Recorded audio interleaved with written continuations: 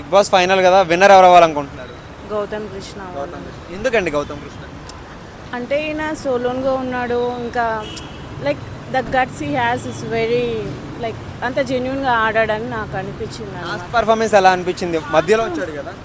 సూపర్గా ఆడారు, అంటే కంపేర్ టు సీజన్ 7తో కంపేర్ చేస్తే సీజన్ 8 బాగా ఆడారు.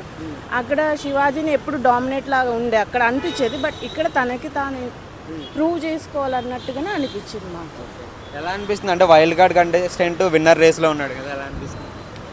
అట్లా ఏం లేదు, వైల్డ్ మధ్యలో వచ్చినాం కాదు, వాళ్ళ టాలెంట్ ఉంది, వాళ్ళు ప్రూవ్ అయ్యారు అంతే. అంటే ఆయన కష్టం కదా. అలా మీ దృష్టిలో 1 to 5 ఆర్డర్ ఉంటుంది కదా, 5 మెంబర్స్ ఉన్నారు, ఫస్ట్ ఎవరు సెకండ్ ఎవరు అలా చెప్పాలంటే ఏమేమి చెప్తారు? గౌతమ్ కృష్ణ, ప్రేరణ, అవినాష్, నబీలు, నిఖిల్ లాస్ట్. ఆయన నచ్చదు నాకు అంత. ఎందుకు నిఖిల్ ఎందుకు నచ్చడు అంటే కన్నింగ్ మెంటాలిటీ ఉంటుంది. యాక్చువల్ అలాంటి పర్సన్ మా టీంలో ఉంటే కనుక నాకు అసలు ఇష్టం ఉండదు. నువ్వు ముందు ఏది మాట్లాడితే వెనకాల కూడా అదే మాట్లాడారు, ముందు ఒకటే వెనకాల ఒకటే, ఎవరికి నచ్చదు అది. మరి ఎవరు విన్నర్ అయితే? Gautam of course. గౌతమ్ ఎందుకు?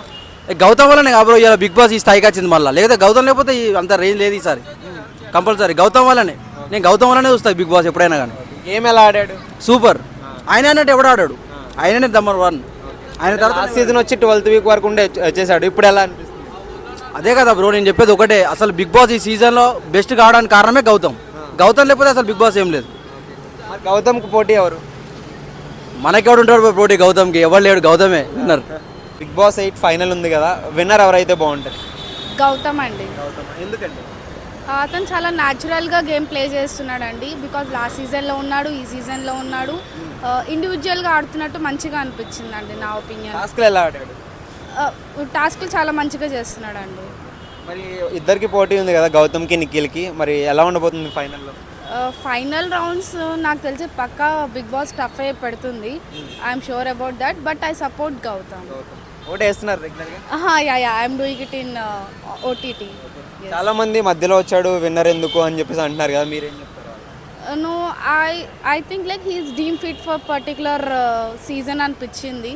ఎందుకంటే టాస్క్లన్నీ మంచిగా చేస్తున్నాడు అండ్ డైలీ చూస్తున్నాం కదా ఆయన.